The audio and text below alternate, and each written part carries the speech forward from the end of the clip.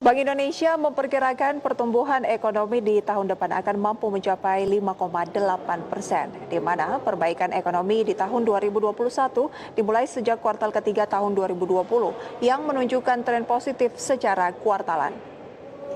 Bank Indonesia memastikan optimisme pertumbuhan ekonomi tahun depan sudah terlihat sejak kuartal ketiga tahun ini.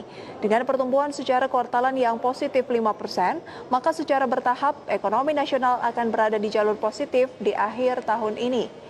Kepala Departemen Kebijakan Ekonomi dan Moneter Bank Indonesia, Aida Budiman, menegaskan Bank Indonesia melihat perbaikan di sisi ekspor hingga belanja stimulus yang besar akan ikut mendorong ekonomi bergerak di zona positif.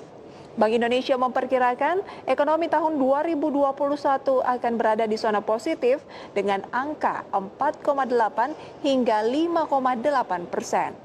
Capaian ini mengindikasikan perekonomian akan berangsur membaik di akhir tahun 2020.